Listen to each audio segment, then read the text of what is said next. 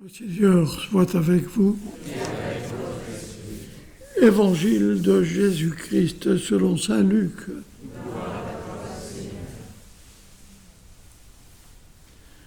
En ce temps-là, les disciples qui rentraient d'Emmaüs racontaient aux 11 apôtres et à leurs compagnons ce qui s'était passé sur la route et comment le Seigneur s'était fait reconnaître par eux à la fraction du pain. Comme il parlait encore, lui-même fut présent au milieu d'eux et leur dit « La paix soit avec vous ». Saisis de frayeur et de crainte, ils croyaient voir un esprit. Jésus leur dit « Pourquoi êtes-vous bouleversés ? Et pourquoi ces pensées qui surgissent dans votre cœur ? Voyez mes mains et mes pieds, c'est bien moi. Touchez-moi, regardez. Un esprit n'a pas de chair ni d'eau, comme vous constatez que j'en ai. » Après cette parole, il leur montra ses mains et ses pieds. Dans leur joie, ils n'osaient pas encore y croire et restaient saisis d'étonnement. Jésus leur dit « Avez-vous ici quelque chose à manger ?» Ils lui présentèrent une part de poisson grillé qu'il prit et mangea devant eux. Puis il leur déclara « Voici les paroles que je vous ai dites quand j'étais encore avec vous. Il faut que s'accomplisse tout ce qui a été écrit à mon sujet dans la loi de Moïse, les prophètes et les psaumes. » Alors, il ouvrit leur intelligence à la compréhension des Écritures. Il leur dit « Ainsi est-il écrit que le Christ souffrirait, qu'il ressusciterait d'entre les morts le 3e jour, et que la conversion serait proclamée en son nom pour le pardon des péchés à toutes les nations, en commençant par Jérusalem. À vous d'en être les témoins. » Acclamons la parole de Dieu.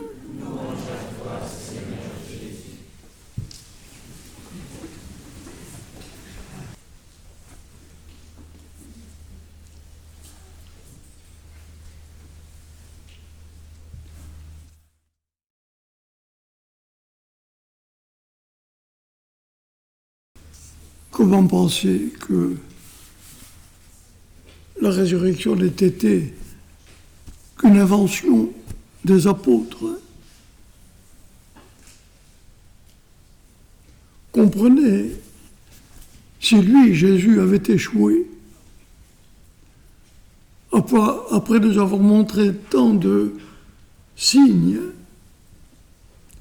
de sa bonté, de sa douceur, de sa miséricorde, quelle chance avait-il, ces 12 têtes de bois, qu'il me pardonne, de triompher là où lui-même avait échoué, malgré tous ses talents et ses charismes. Mais non, ne nous trompons pas, ce n'est pas le prétendu enthousiasme, je dis bien prétendu, car voyez ce que nous dit l'Évangile.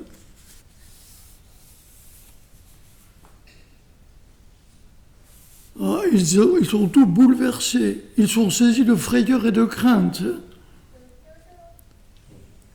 Ils n'arrivaient pas à comprendre que ce qu'ils avaient devant eux, c'était Jésus ressuscité.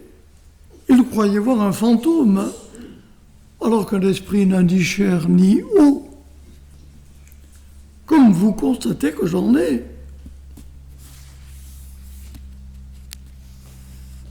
comme Thomas, il faut qu'ils y mettent les doigts.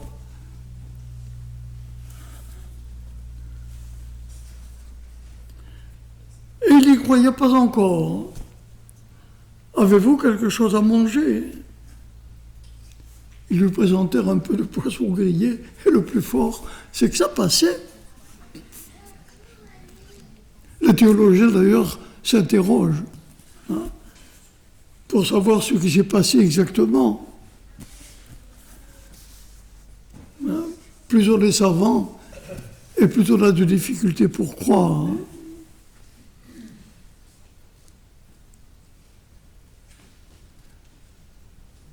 Ils n'osaient pas y croire encore.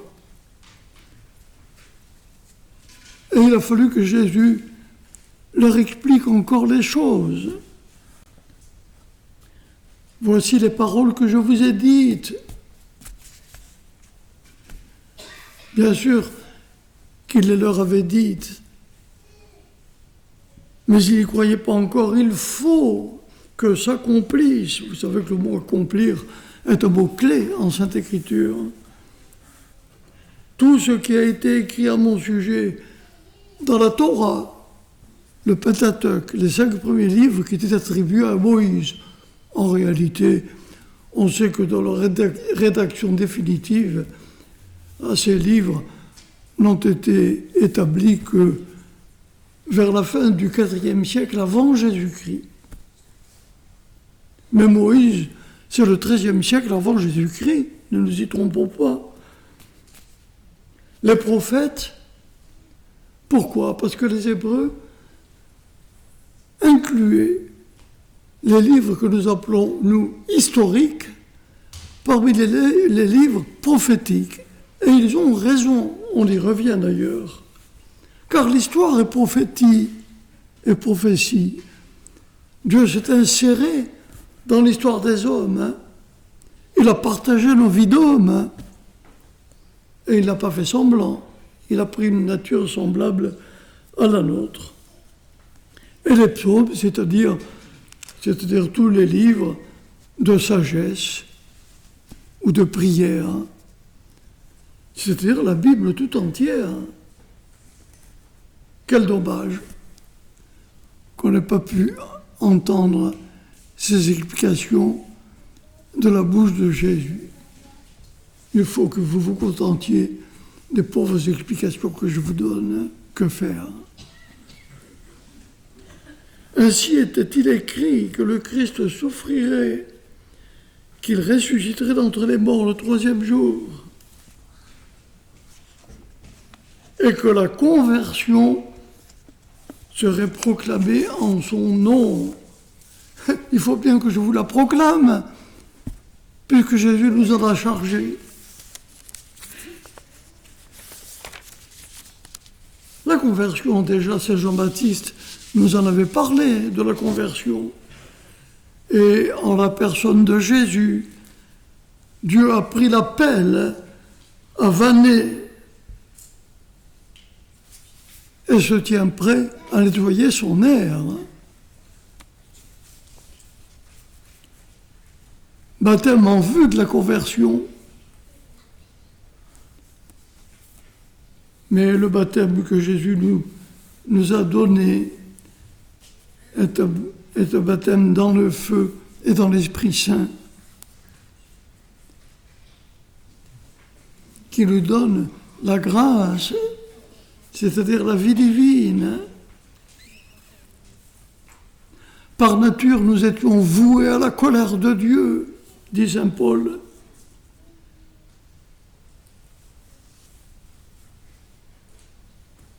Et maintenant, nous sommes devenus enfants de Dieu, d'enfants de la colère que nous étions. Et la colère vient, nous dit saint Paul. Elle n'est pas seulement dans le passé. L'apôtre Jean dira plutôt qu'elle est venue, cette colère. N'empêche que le livre de l'Apocalypse nous parle du grand jour de la colère de Dieu, le jour où Dieu donnera la coupe où bouillonne la colère de Dieu, le vin de la colère de Dieu. L'Écriture nous parle d'une autre coupe. Père, s'il est possible, que cette coupe s'éloigne de moi sans que je la boive. Cependant, pas ma volonté, mais la tienne. La coupe de la passion du Christ est dans les mains de Jésus. La coupe de la colère devient la coupe du salut. Le breuvage mortel de la colère devient un breuvage d'amour. La coupe de la vengeance de Dieu devient la coupe de la tendresse de Dieu.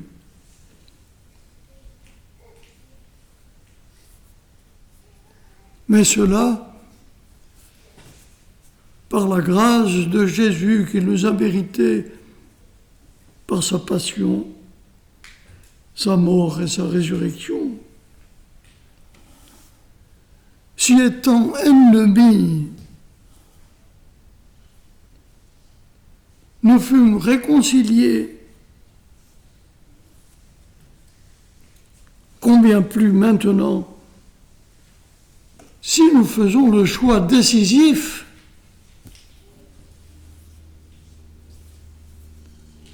ce qui vient demain est déjà donné aujourd'hui,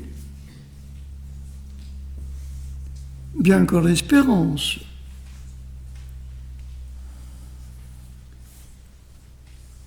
La conversion,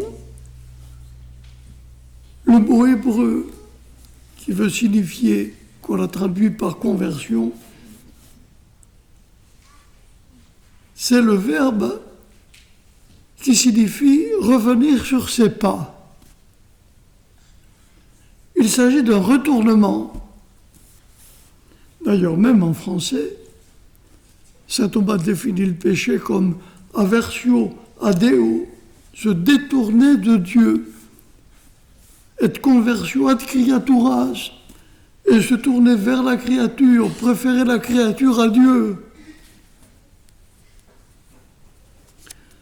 Souvent, nous considérons que dans toute vie humaine, il y a 3 étapes. D'abord, l'incroyance et le péché. Ensuite, deuxième étape, la conversion. Et enfin, la recherche de la perfection. Et nous, ingénument, nous nous situons dans la 3e étape. Ça y est, nous sommes convertis. Il ne reste plus qu'à ajuster quelques petits détails pour arriver à la perfection. Non, non, je suis sans cesse à la fois dans les 3 étapes. C'est notre pain quotidien. Nous sommes, ou nous devons tout au moins sans cesse être en train de nous convertir. Nous restons pécheurs.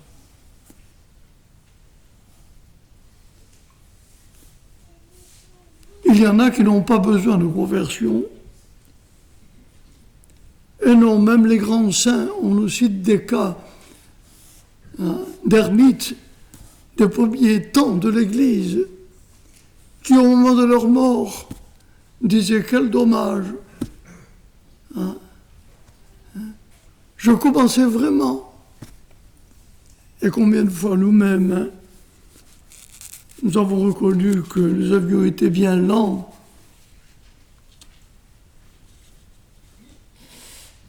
pour recevoir les paroles de Dieu. La chair à la vie dure. Dans le fond, et je termine bientôt, nous aurions tendance à diviser l'humanité en deux clans. Il y a les pécheurs endurcis, et puis il y a les justes endurcis.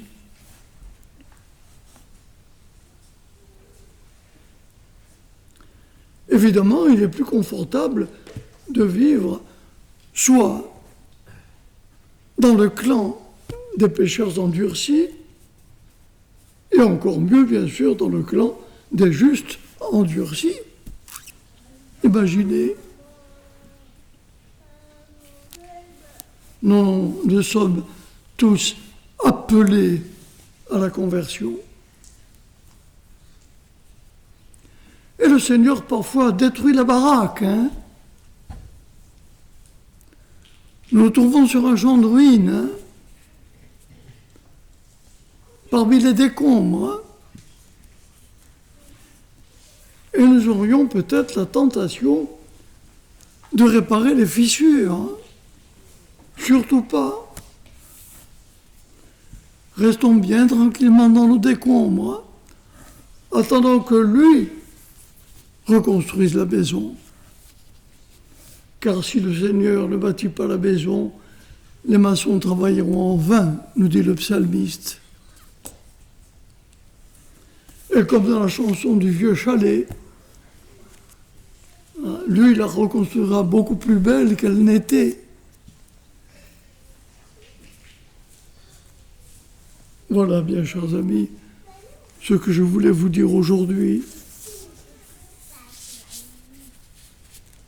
Oui, que nous sachions vivre chacun en état de conversion. Nous sommes devenus par le baptême, il est vrai, enfants de Dieu, d'ennemis que nous étions. Mais il y a toujours en nous quand même une part de notre être qui résiste et qui a besoin de conversion.